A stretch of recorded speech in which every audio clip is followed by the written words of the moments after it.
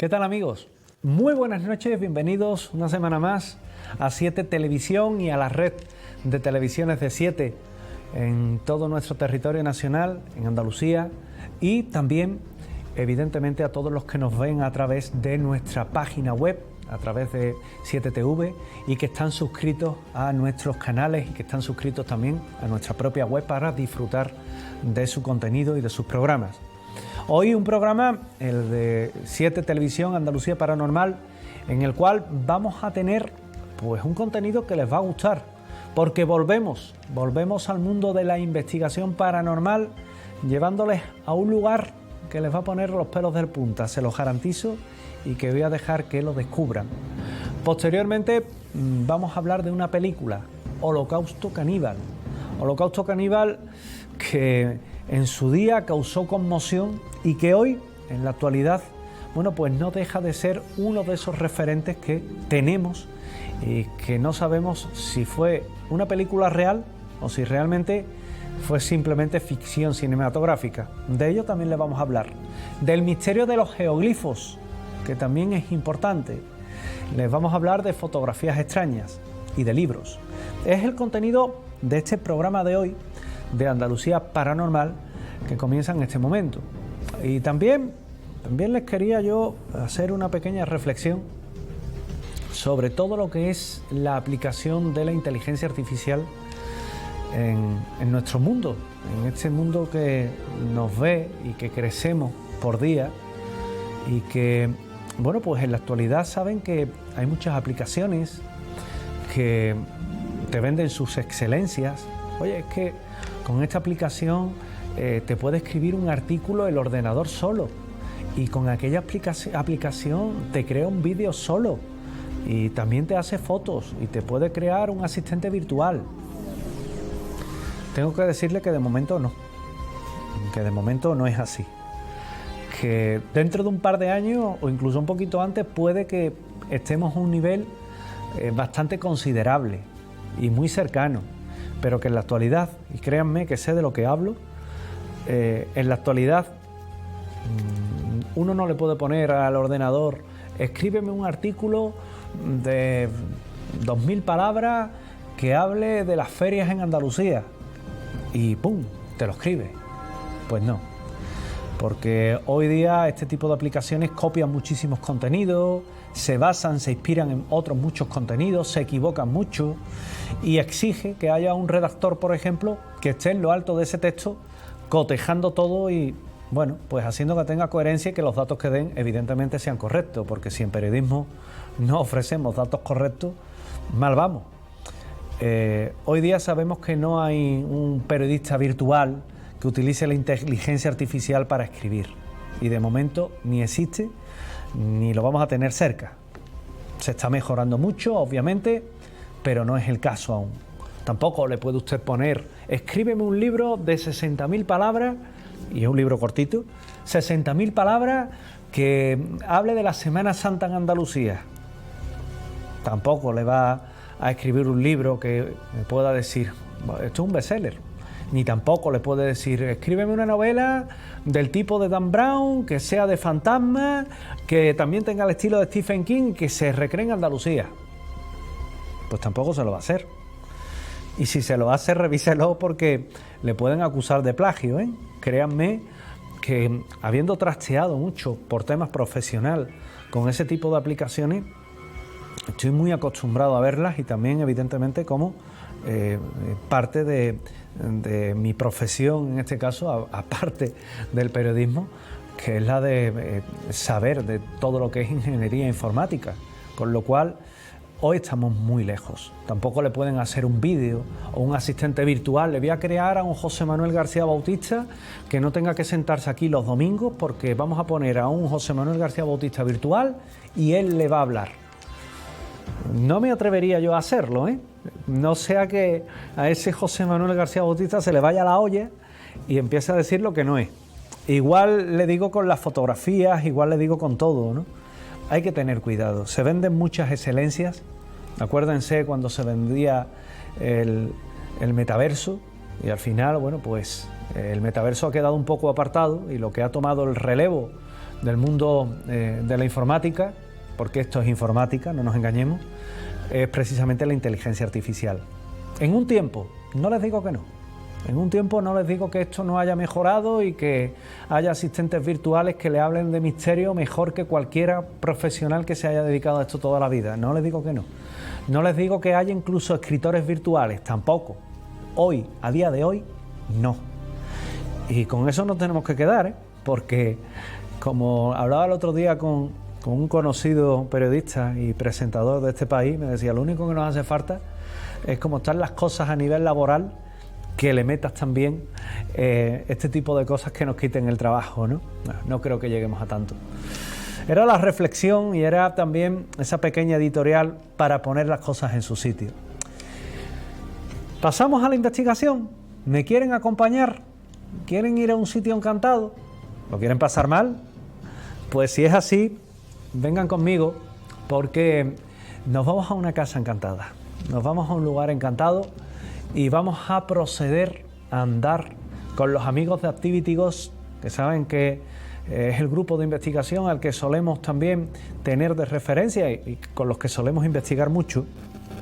Pues vamos a acompañarlos y vamos a irnos a un punto que ya vamos a empezar a ver en imagen y que les garantizo que a uno no le deja indiferente. Miren ustedes, cuando hablamos de casas encantadas, se habla en muchas ocasiones de lugares donde se manifiesta lo imposible, de lugares donde hay hechos que uno no sabe bien cómo catalogar, que los testigos nos hablan de en un momento dado sombras que se ven por allí, objetos que se mueven.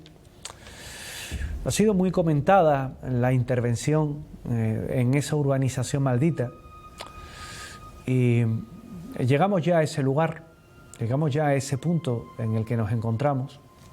Fíjense que nos habían hablado mucho de que ocurrían hechos extraños en su interior. La mayoría de estos lugares están ya vandalizados. En cómo se mide esa vandalización, en esos grafitis que pueden ver, que yo entiendo un grafiti bien hecho, lo que no entiendo son unas letras mal hechas. Eso es lo que no entiendo. Pero bueno, esto es una crítica social que yo hago. Nos llaman, nos dicen que en este punto ocurren hechos misteriosos, que si nos atrevemos a ir, y yo, pues, ¿por qué no? Este tipo de circunstancias siempre es particularmente y llama particularmente la atención, y de esa forma, bueno, pues decimos, vamos e investigamos y tratamos de ver lo que ocurre dentro del mismo. Esto es una fábrica de harina abandonada, en la cual, pues, en su interior se han visto sombras que pasean y que fueron descubiertos en primer lugar por los buscadores de lugares encantados, los llamados urbex. Los urbex que entran allí y que simplemente van con el ánimo de hacer fotografías, de no desvelar el lugar en el que están y de no causar destrozos. Es decir, es una visita respetuosa. Ellos acuden, están en este mismo punto, hacen sus fotografías, en unos casos esperan a la noche. ¿Por qué? Bueno, porque habitualmente la noche, poniendo los focos de luz adecuados, pues te van a dar unas características que son bastante llamativas, bastante de referencia, y van a ser fotos muy artísticas, y ellos esperan, mientras que vemos al equipo de Activity Ghost y unos compañeros que también se quisieron sumar. Y estando precisamente en ese punto, pues empiezan a llegar esos momentos que a uno le ponen nervioso. Y ahora empiezan a sentir pisadas. Este lugar tiene humedad. Con las pocas lluvias que hemos tenido este año, pero que alguna ha habido, pues también se organiza lo que aquí en Andalucía llamamos charquerío, es decir, charcos de agua. Y cuando tú sientes que algo pisa un charco de agua, es que algo hay delante tuya. Pero es que cuando ves huellas que se están formando delante tuya, ya la cosa tiene otro color. La cosa evidentemente nos debe de llevar a pensar que solo no se está en este sitio. Y por otra parte, ¿quién ha hecho esas huellas? ¿Quién ha formado esas huellas en el suelo? Eso sí inquieta. y eso pone bastante nervioso. Yo les garantizo que cuando uno se enfrenta a este tipo de circunstancias, trata de buscarle 1000 respuestas, pero no encuentra ninguna. Estos buscadores de urbex, de edificios y lugares encantados, nos llaman, acudimos, se ponen un campamento base en todo lo que es esa sala principal, mucha humedad, como pueden ver. Principalmente es la parte que nosotros creemos que era de almacén, y a partir de ese momento, bueno, pues a poner detectores de presencia por otros puntos del edificio, detectores de presencia que pudieran delatar todo lo que eran posibles visitantes que pudiéramos tener. En este caso me refiero a otras personas que pudieran llegar. Se ponen diferentes detectores de presencia, las famosas REMPOT, es decir, máquinas que son detectores múltiples, que lo que se encargan un poco es de detectar bajadas de temperatura, presencia, cambios en los niveles de campo electromagnético, una serie de medidas que simplemente son indicios de presencia o de posibilidad que haya algo paranormal. Y me quiero quedar ahí, me quiero centrar ahí, porque entre otras cosas, he de decirle que la mayoría de los aparatos que usamos no están exprofesos realizados para investigación paranormal, sino que están adaptados, tienen otros usos que hemos descubierto que en un momento dado, bueno, pues pudieran ser lo suficientemente válidos como para ser aplicados en investigación paranormal. Y con eso y por eso, bueno, pues decidimos dedicarnos a poner diferentes aparatos, diferentes trampas sónicas que se les llaman, a fin que cuando se ve algo salte. Hasta ahí queda bastante bien, hasta ahí yo les puedo garantizar que esos aparatos son realmente factibles. Y igualmente dividimos los equipos. Es una fábrica de harina que tiene diferentes niveles, tiene una parte administrativa, tiene una parte que también es de almacén, tiene una parte de fabricación donde se muele evidentemente lo que es el cereal y se tiene que hacer ese polvo que luego va a ser destinado a la alimentación y que es la harina en sí. Y bueno, también informarnos un poco qué ha sucedido en este lugar como para saber si puede estar encantado o no. Lo que vivieron esos amigos, esos buscadores de urbex, pudiera ser producto de la sugestión, un error de lo que pudiéramos ser de percepción o pudiéramos llamar error de percepción, pues es posible. Es posible, pero también nos tenemos que ubicar en lo que era el lugar. ¿Qué ocurrió en él? ¿De cuándo data esta fábrica de harina? Pues la fábrica de harina descubrimos que es de mitad del siglo XX, que tiene un volumen de negocio, en este caso bastante localizado, que está operativa hasta los últimos años de la década de los 80, es decir, se mantiene operativa unos 30 años largos, no más, 36 años para ser exactos, y a partir de ahí también buscar el qué pudo haber ocurrido. Tratamos de localizar si hubo alguna muerte en el interior. Por el tiempo transcurrido y hoy día la ley de protección de datos, pues es difícil tener acceso a determinados archivos, pero sí es verdad que, bueno, en la localidad cercana, en este caso no me está permitido indicar dónde, pues nos informamos, oiga usted, en la vieja fábrica de harina quedan todavía personas que hayan trabajado en el interior. Pues mire usted, pocas, pero quedan. Bueno, pues a ver si podemos localizar alguno, y localizamos a personas que trabajaron en su interior. Y esas personas que trabajaron allí dentro, pues lo que empiezan a decirnos es que allí ellos no vivieron directamente ninguna muerte, pero sí es verdad que murieron compañeros que, bueno, enfermaban, eran trasladados a hospitales y con el paso del tiempo pues se producía el óbito, desgraciadamente, ley de vida por otra parte, no por nada que hubiera generado ese mismo lugar. Y hay un momento en el que ellos mismos comentaban que empiezan a notar una presencia de un compañero que muere por una dolencia cardíaca. Él estaba muy ligado a lo que era la fábrica y bueno, fallece, y a partir de ese momento, estando la fábrica operativa, pues ellos empiezan a sentir como hay pasos, como en otras ocasiones compañeros suyos han podido ver a una especie de silueta que se pasea por ese mismo lugar y que recuerda extrañamente a la forma, a la silueta que tenía nuestro particular fallecido. Y aquí es donde hablamos de un vínculo emocional o sentimental. ¿Esto qué quiere decir? Bueno, pues que la persona simplemente tiene un lazo con lo que es ese lugar. Cuando se pasa mucho tiempo en un trabajo, póngase por ejemplo una fábrica de harina en la que usted se ha llevado trabajando 40 años, que no fue el caso, 40 años, pues lo quiera o no, hay un vínculo, hay una implicación, mucho más cuando son sociedades cooperativas y demás.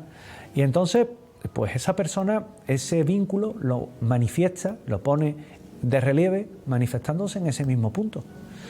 Claro, de esta forma a muchos les llama la atención, empieza a haber cierto miedo. Oye, es que mira, es que aquí se está manifestando este compañero que falleció, que tiene nombres y apellidos, que se llamaba José Joaquín, y que por lo menos es la información que a nosotros nos ha llegado, y que él, pues hoy día, sería el responsable, por ejemplo, de esas pisadas que se han escuchado, de esos quejidos lastimeros, de esos murmullos.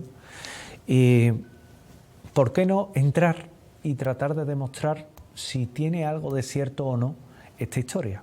Entramos dentro, colocamos, como le decía anteriormente, todo lo que son los equipos. Una vez que tenemos más o menos clara la historia y que también tenemos testigos que nos hablan de lo que ocurrió en su interior, siempre con un margen, en este caso, de confianza o de desconfianza, como la quieran llamar, porque también hay personas que les traiciona la memoria, pero parece que corroborado todo con bastante exactitud, empezamos a hacer esa investigación.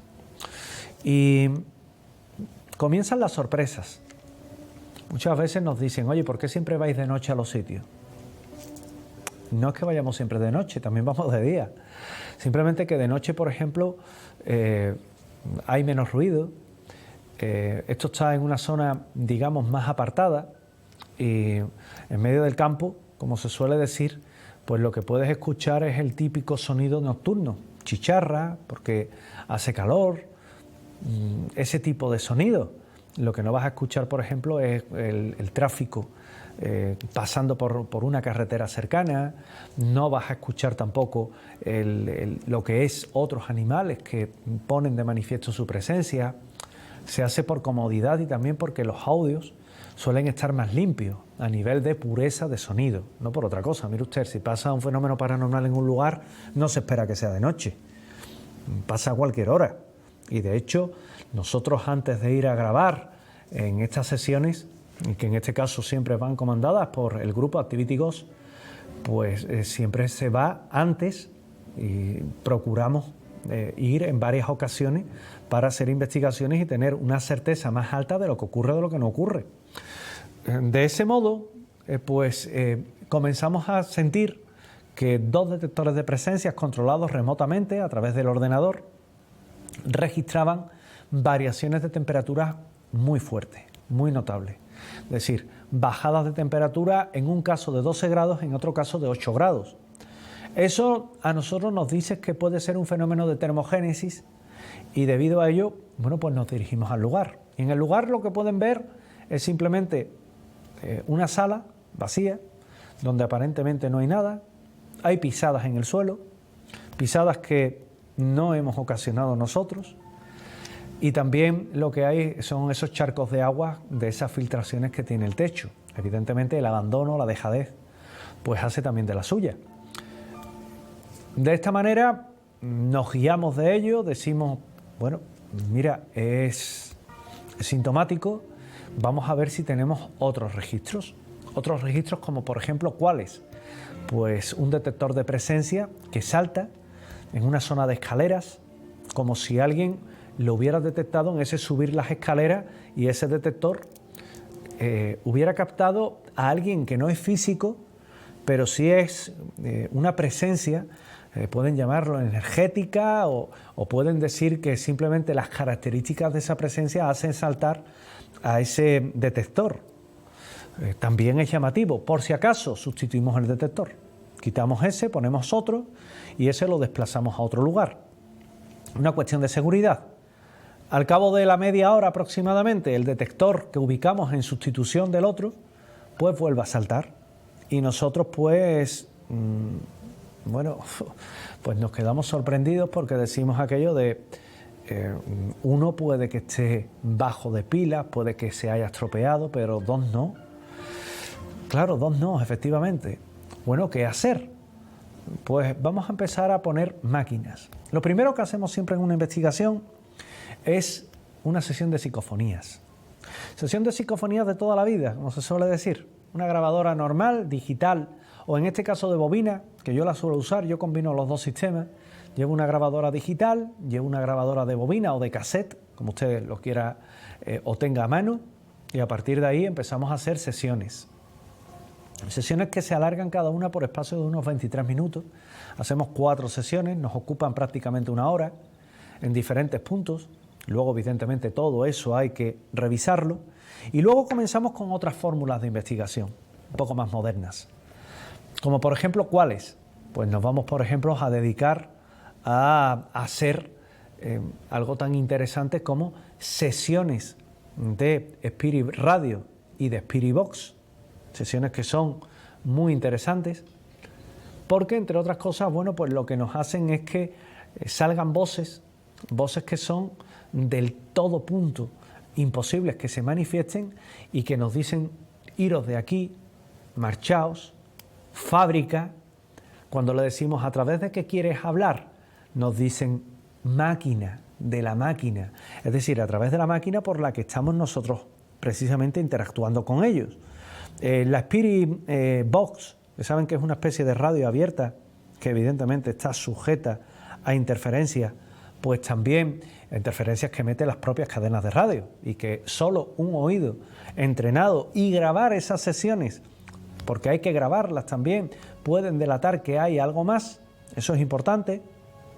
Pues esas sesiones lo que nos dicen es que eran pequeñas frases, sí, estoy aquí, junto a vosotros, y luego también algo muy importante que es la Kinect o en este caso también lo que supone una máquina nueva que estamos probando, que el mismo Pedro Amorós ya le hemos consultado en varias ocasiones sobre ella y que se trata de captar psicoimágenes, es decir, una formación de lo que pudiera ser una persona en la pantalla de un televisor de tubo de imagen, se acordarán de ellas, no son las de plasma actuales, sino son de aquellos que eran anchos y que en muchas ocasiones nos han dado ya muy buenos resultados y que implica pues un trabajo bastante amplio.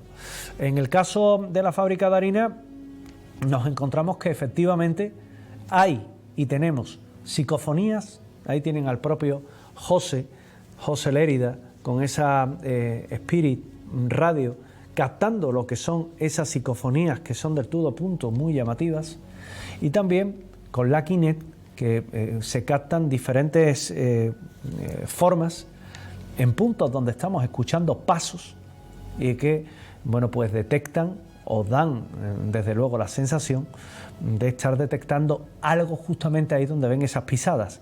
Si hay captas psicofonías y captas con la Kinect algo que se mueve y no hay nada, a simple vista, comprenderán que tengamos que sopesar que realmente estamos ante algo extraño, ante algo paranormal, o por lo menos inexplicable cuando menos. Aquella noche dio muchos resultados, como pueden ver en los aparatos que llevamos, todo va amplificado, todo va grabado, todas las sesiones se graban, están disponibles y que también pues dan una constancia. Cuando se une todo el material, se tienen no solo este vídeo que se hace ex profeso sobre la investigación, sino pasillos que están vacíos y que ven simplemente una cámara fija en visión nocturna o una cámara térmica en visión térmica de ese pasillo que puede que no registre nada y que puede que invierta usted pues mucho tiempo en revisar todo lo que es esas imágenes para no captar nada, pero es que eso es la investigación, ni más ni menos. Nosotros nunca le vamos a decir, hemos pasado una noche en un sitio y realmente luego se han pasado 2 horas, que también hay quien lo hace. Nosotros no le vamos a decir, nuestro equipo de investigación ha estado en un punto determinado y lleva allí encerrado 4 días. Mire usted, ¿no? Nosotros vamos muchas veces a un sitio. La investigación paranormal es repetir muchas veces. No se trata de ir una vez, una noche, y que todo pase esa noche, porque eso, entre otras cosas, es imposible. En muchas ocasiones los fenómenos se producen en una unión de muchos hechos que van ocurriendo. Y si pasa todo en una noche y se lo enseñan, desconfíen. ¿Por qué? Porque normalmente, bueno, pues puede que sea de diferentes hechos y de diferentes días. En muchas ocasiones vamos a lugares donde no pasa nada y donde solamente cuando llevamos a lo mejor investigando un año, año y medio, empiezan a ocurrir cosas. Pero para eso hay que ir todo ese tiempo. La investigación aquella noche concluyó, nos fuimos satisfechos. La fábrica de harina, recuérdenlo, provincia de Sevilla, donde hemos grabado psicofonías, donde hemos registrado psicoimágenes, donde la Kinect dio muy buen resultado, donde tenemos valores térmicos y valores que a uno le dejan la sensación de realmente estar acompañado y que de alguna forma hace que sea un lugar nuevamente encantado en nuestra Andalucía, que tiene un caso, que sabe de un lugar encantado y le ocurre algo, díganoslo, cuéntenoslo, andaluciaparanormal.7tv@gmail.com, muy fácil, andaluciaparanormal.7tv@gmail.com. Y pasamos la página de este programa de hoy aquí en 7TV y les hablo de una película, Holocausto Caníbal. Vaya película. Imagínense que le dicen que en un determinado lugar hay una tribu y bueno, esa tribu es caníbal. ¿Iría? Seguramente me diría que ni loco. Yo tampoco iría, ¿eh? Pero el argumento de la película, muy controvertida, con un guión, en este caso, que era de Gianfranco Clerici y dirigida por Ruggero Deodato, pues era de una grabación tipo documental en la selva amazónica de Colombia por una serie de personas que iban a grabar las tribus de allá y demás, y tras varios días sin recibir noticias, un antropólogo va a buscarlos. Una película que en este caso, pues dicen que lo único que se recuperó del llamado infierno verde fue una cámara, y la cámara era lo que tenían grabado de ese documental. El grupo de reporteros era el formado por Alan Yates, su prometida, Faith Daniels, 2 cámaras, Jack Anders y Mark Thomaso, y de esa forma se introdujeron con un guía, Felipe Ocaña, en el Amazonas colombiano para grabar una película tipo Infierno Verde. Desaparecen, no se vuelve a saber nada de ellos y a partir de ahí, bueno, pues nos encontramos que las cintas aparecen y en esas cintas, bueno, pues lo que se puede ver es el sufrimiento de esas personas que han sucumbido, han muerto a manos de ¿quién? Pues de esa tribu caníbal con la que han ido a dar en plena selva amazónica. La película comenzó el 4 de junio de 1979. Se retrasó varias semanas y las escenas, bueno, pues fueron luego editadas y fueron grabadas en estudio, también en la selva, pero que evidentemente la película no es real. La película es todo lo que hoy se llama un monumentary o mockumentary o un docu-reality, es decir, una ficción cinematográfica expuesta a forma o bajo la forma de un documental, pero que realmente tiene poco de real. En este caso, hoy día, en pleno siglo XXI, pues tenemos este tipo de filmaciones que son más, porque aquí hay un encuadre, hay un diálogo, hay una trama, se ve pues, que no es en este caso un documental, pero hoy día sí es verdad que hay otras filmaciones que te dejan más con las dudas. Esta, de todas formas, claro, en el año 1979, en este caso se estrena el 7 de febrero de 1980 en Milán, pues hizo incluso que muchas personas y la crítica fuera feroz con ella, entre otras cosas porque no sabían si Holocausto Caníbal era real o no. Había sido blanco también de los defensores de los derechos de los animales, también de los de más personas de tipo moralista.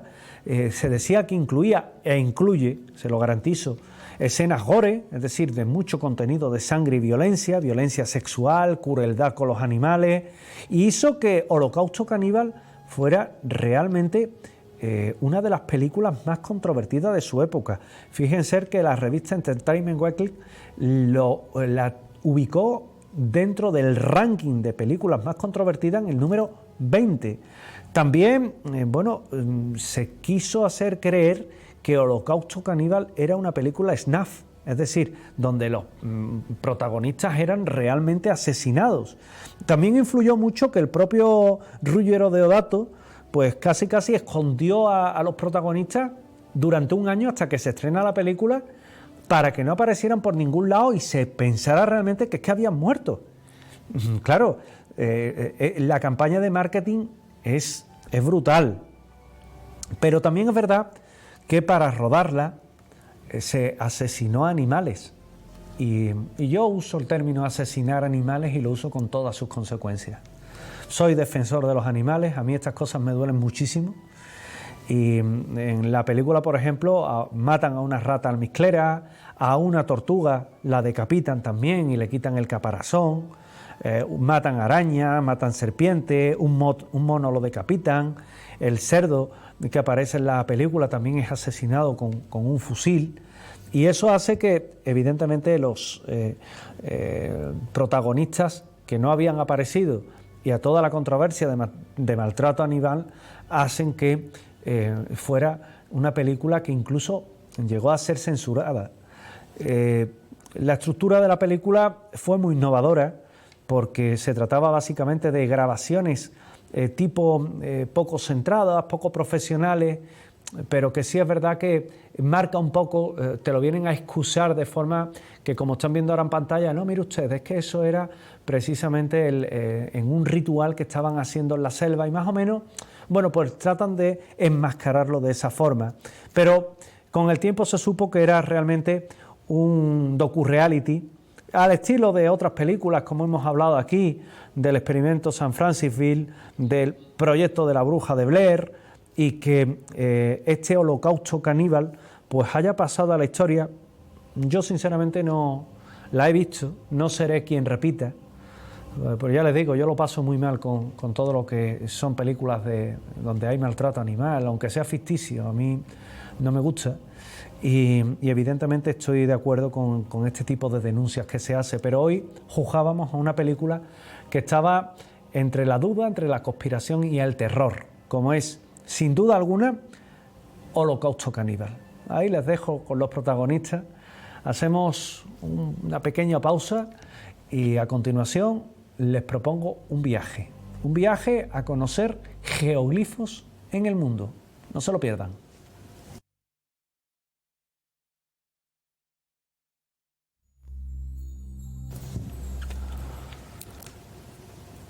Muchas veces habrán visto en diferentes documentales cómo en enormes llanuras, en enormes praderas, pues ven, por ejemplo, gigantes grabados, arados, resaltados sobre la tierra.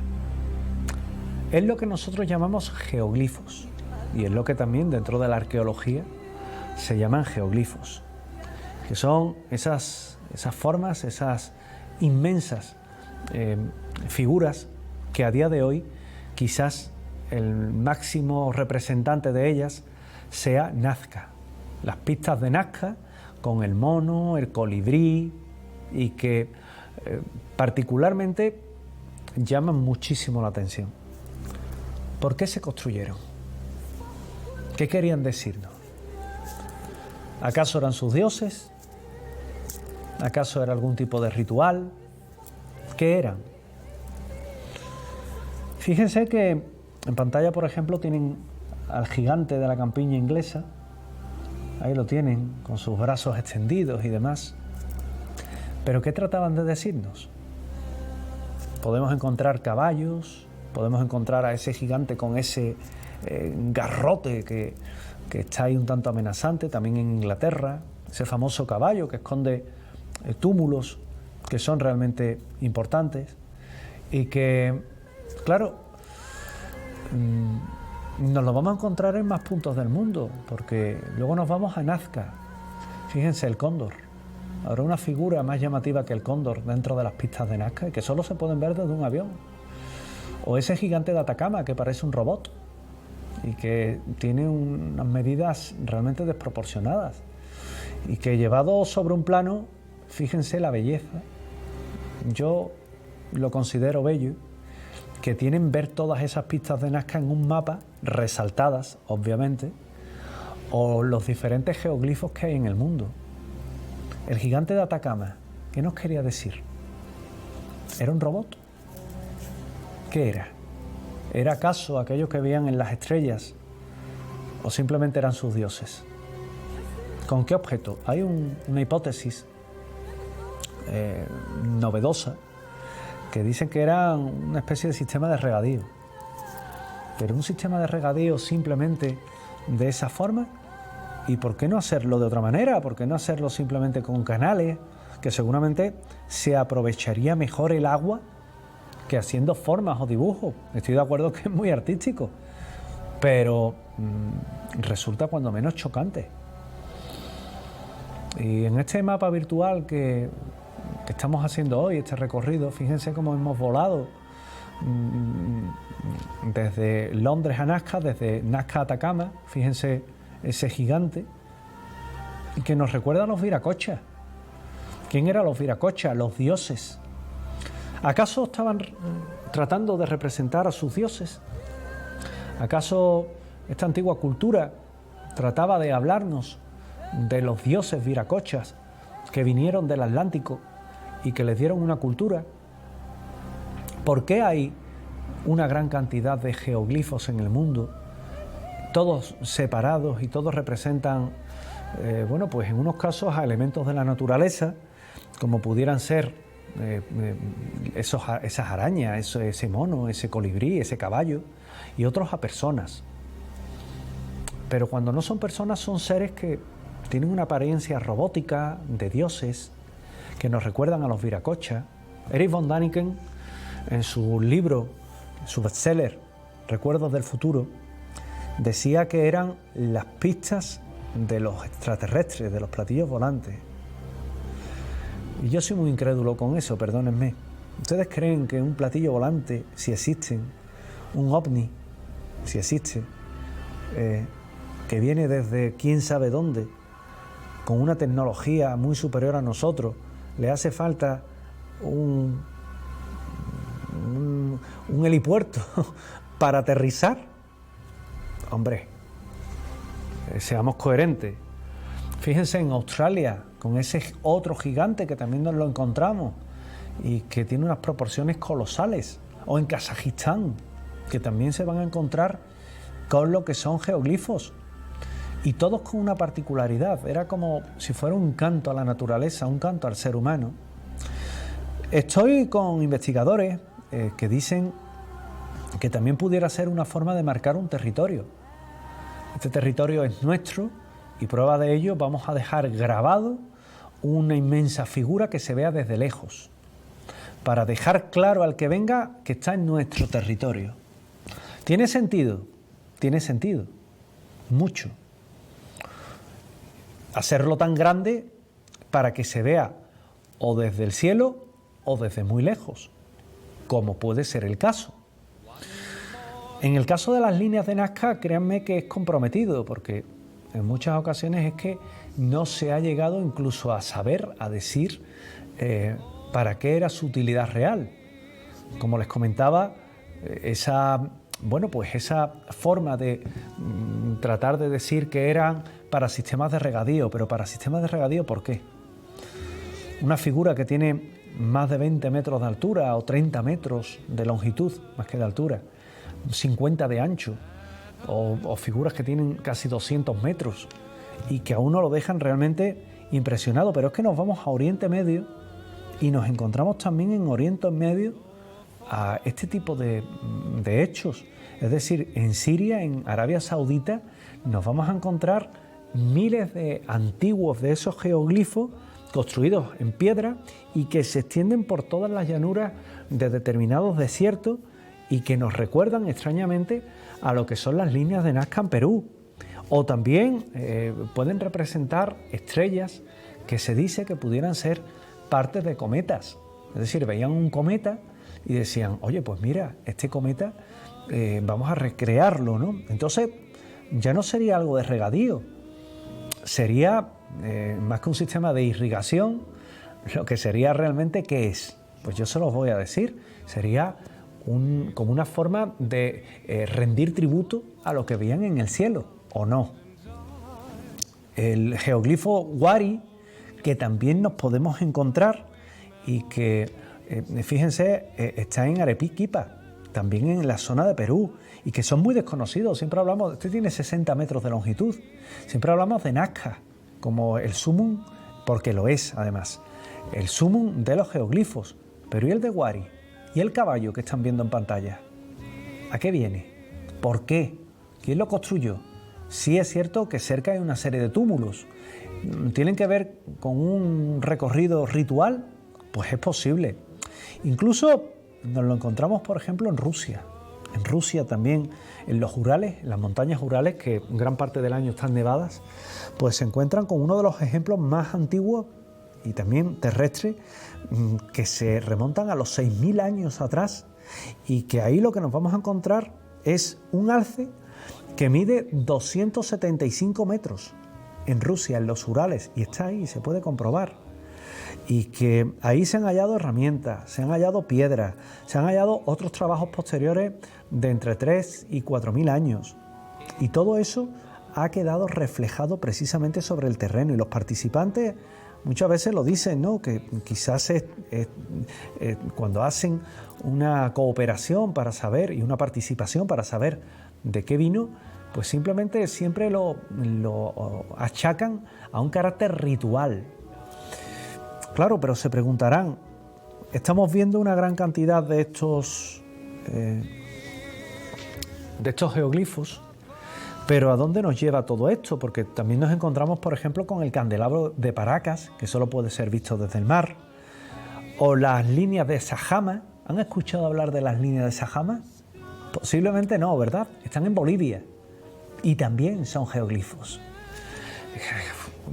Claro, y uno dice, ¿y cómo queda ese mapa en el Sahara? Juan José Benítez lo refleja precisamente en todo lo que es su obra y en todo lo que es mis enigmas favoritos, y que habla de esas moscas gigantes o mariposas gigantes que están en el desierto del Sahara. ¿Con qué intención? Porque apuntan siempre a un lado, al oeste, y tienen miles de años de antigüedad. ¿Pudieran estar marcando un destino? Y sí, igual que los viracochas están representados en ese gigante de Atacama, o se cree, porque yo, por supuesto, no voy a dar nada 100% por sentado.